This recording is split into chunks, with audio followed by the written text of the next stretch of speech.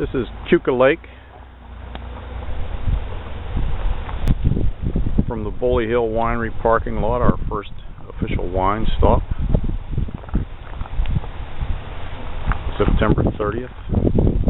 The leaves are just starting to change. There's wineries on both sides of the lake, and we rented a house on the opposite side of the lake. We're on the west side.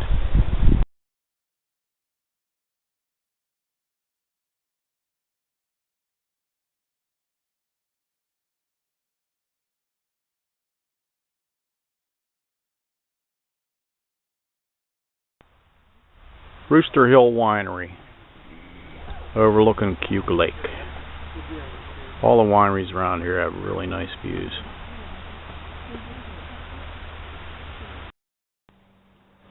Barrington Vineyards. Grapes are out front. Keuka Lake, kind of shrouded in. Rooster Hill Winery, overlooking Keuka Lake. All the wineries around here have really nice views.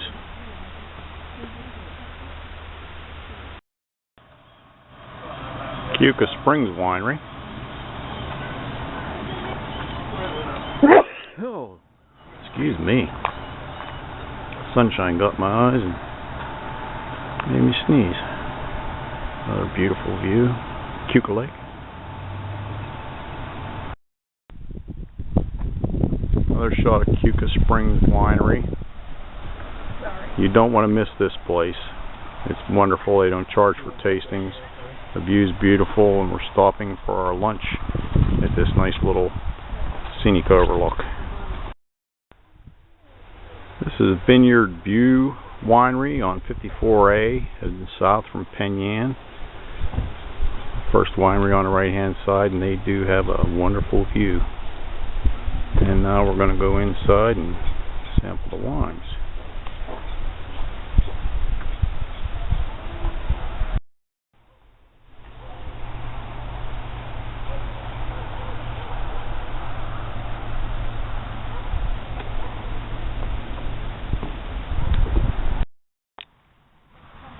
This is Yates Vineyard, the west side of Keuka Lake. It's the first winery we've been to that didn't have a view of the lake. It still has a very nice view of the valley. The Yates Cellars Winery, established in the year 2000, is in the Henry Rose House, National Register of Historic Places, 1838. And it's a beautiful home. Little interior shot of the main hallway coming in. The ceiling's interesting. Used to be a chandelier there, I'm sure. Front steps going up, and behind me is back steps going upstairs. Continuing with the Henry Rose House, according to the gentleman working here, Henry Rose was a slave trader from Virginia, and he moved up here prior to the Civil War, and slavery was already abolished in New York at the time, but he brought slaves up anyway and built a house. Quite a bit of history here. Seems like most people in this county were on the wrong side of history and tried to maintain their slave relationships well after it was made illegal.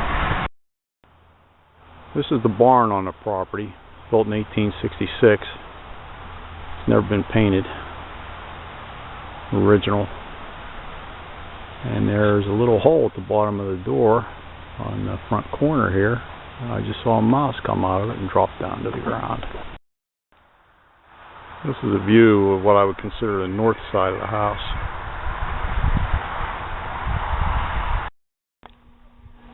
Hunt Country Vineyards, about a half mile off the main drag. This is a grape picking machine with an old Chisholm Rider tractor sitting on top of it. The red part Probably a replaceable tractor. You put whatever tractor you want on top of there, it fits. Put the power takeoff down into the grape picking machine. This is Stever's Winery on a side road on the west side of Keuka Lake. And we have passed about 500 acres of grapes on the way down the hill after we went to hunt country. Come out of the driveway, make a left, and they're picking grapes today. Say they're picking Keuka, Niagaras, and a couple other grapes. And they have a really nice newer picking machine down there. It's on idle, I guess, waiting for a truck to put the grapes into. A little bit closer shot of the vineyards that are right up against the winery back door here. This is our favorite red wine so far on the trip. It's spectacular. It's a blend of 4 different grapes. A Gunther beer box, according to my friend, is really nice. Yeah, there's names on it. This is a house we rented. Sleep 6. Absolutely no water pressure. It's called Lakeside Landing. It's across the access road from the lake. It's the lake down between the trees there. Lake Keuka. Rented it from Premier Properties. This is Le Sueur Winery. All our signs have things bigger in French than they do in English, so I guess they have some French connection, a French connection. And there's the rest of the gang. This is the view from the deck of Le Sueur Winery, and we met the girl working here, and she has a nice French accent. This is the Lakewood Winery on Seneca Lake, down over the hill there. Don't have a view up from here, and their vineyards. For some reason, the dog likes Sharon. Yes. The other dog sort of likes her.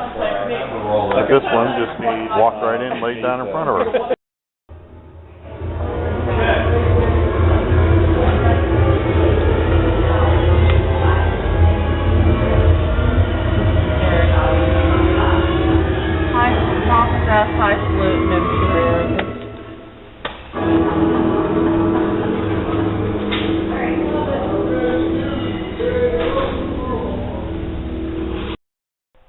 This is the Pompous Ass Winery. They don't take themselves very seriously. They have all kind of pompous ass giftware and mugs and glasses and everything you can think of. Stick the name Pompous Ass. I found the definition of hypocrite outside Watkins Glen, New York. They don't want an LPG facility here, but they heat with LPG. That's what that tank is. This is Magnus Ridge Winery. They have grapes growing in the front. They're really small. They're not the typical big Concords. And the second row is some white grapes, probably Riesling or Chardonnay. This is the view from Belangelo Winery, the Seneca Lake. The Herman J. Weimer Vineyard we didn't taste here because of the price. Very unique home on the property. A lot of bric-a-brac. This is the Miles Wine Cellar in a big mansion right next to the lake, down Seneca Lake, and this huge willow tree. Absolutely massive. Never saw one that big. A beautiful old home at one time. Right on Seneca Lake.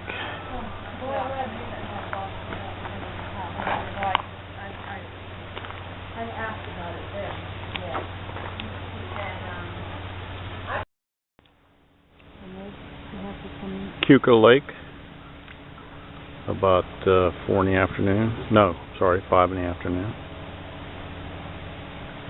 Not a whole lot of boat traffic, but occasional boat traffic.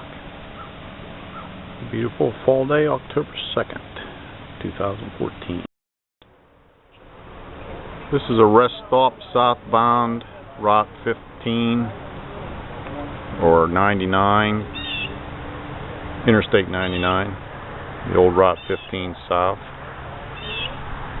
at the Pennsylvania Welcome Center, a couple miles south of the New York border. It's one of the more scenic rest stops in Pennsylvania. Man-made lake, flood control dam there. And way down there is a guy mowing grass.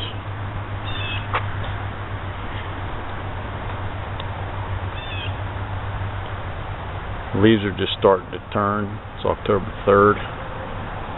If it was a sunny day, it'd be really nice, but it's overcast. Still at the same place, just walked down to the other end of the overlook. I didn't know it had a name. Keuka River. Okay, wife just said that's the Keuka River. There's a map over here. I'll go get a little bit of that on. This explains the dam and why it was built. You can hit pause, try and read that. It was in response to Agnes, Hurricane Agnes. I worked in this area right after Hurricane Agnes and saw the tremendous damage in Painted Post and Corning. I only lived in the area for about 6 months on the job, and witnessed a lot of the cleanup. I can remember going into the Corning High School. The whole first floor was devastated, and all the homes around it were unoccupied.